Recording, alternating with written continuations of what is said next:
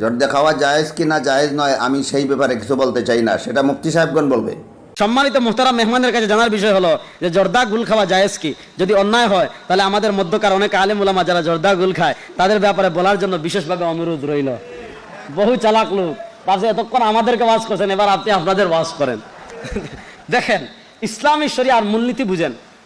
মাতউমাত, খাবার, খাবারের ক্ষেত্রে ইসলামী শরিয়ার মূলনীতি কি?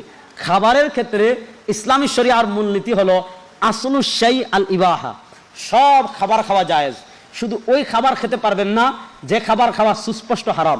যেমন আমরা 7 আপ খাই, 7 আপ খাওয়া জায়েজ কেন? কারণ এটা হারাম, এটার পক্ষে নস নাই। আমরা পাঙ্কাশ মাছ খাই, পাঙ্কাশ মাছ খাওয়া হালাল কেন? নবী তো জীবনে পাঙ্কাশ মাছ খান নাই, কোনো হাদিসে পাঙ্কাশ মাছ খাওয়ার কথা আছে চ্যানেল সব নাই। আমরা চাইল খাই, আমরা ডাইল খাই, আমরা টমেটো খাই, আল্লাহ নবী তার জীবনে টমেটো খাইছেন? টমেটো খাওয়ার কথা কোনো হাদিসে আছে? আমরা শশা খাই না? শশা আমরা আরো কি খাই? কপি খাই। তারপরে আর বাংলাদেশি সবজি কি আছে? বেগুন খাই, তারপরে বরবটি খাই, তারপরে সিম খাই, পেঁপে খাই। এগুলা নবী জীবনে খান নাই, এগুলা খাওয়ার কথা কোনো হাদিসে নাই। এগুলা খাওয়া হালাল কেন? কারণ খাবারের ক্ষেত্রে ইসলামী শরিয়ার মূলনীতি হলো আসলু শাই আল ইবাহা, প্রত্যেক ওই খাবার খাওয়া হালাল যে খাবার নিষেধের পক্ষে কোনো দলিল নাই, শুধু ওই খাবারটা খাওয়া হারাম যেটা নিষেধের পক্ষে দলিল আছে। নিষেধের দলিল নাই এমন সব খাবার খাওয়া হালাল। টমেটো খাওয়া হারাম, দলিল নাই এজন্য হালাল। কপি খাওয়া হারাম, দলিল নাই এজন্য হালাল। পাঙ্কাশ মাছ খাওয়া হারাম, দলিল নাই এজন্য হালাল। এবার আপনি যদি বলেন জর্দা হারাম, দলিল দেখান, দেখান। দলিল আমি দিব না। যদি আপনি হারাম বলেন দলিল লাগবে, যদি হারামের দলিল না থাকে ওইটা অটোমেটিকলি হালাল। কষ্ট পাইয়েন না।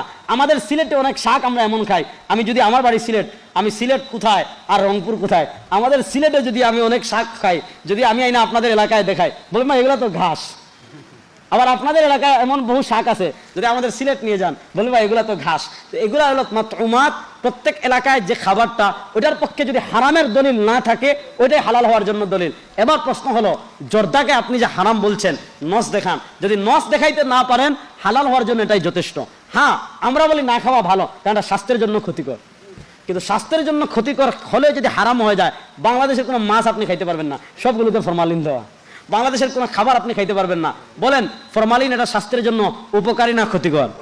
কিন্তু কোনো মাছে যদি ফরমালিন দেওয়া থাকে সেটাকে আপনি হারাম বলতে পারবেন না? শরিয়াতে তো সহজ না। বাস এখন আপনি পাইছেন আর হারাম বলে দিলেন, এগুলো হলো বেশি বাড়াবাড়ি।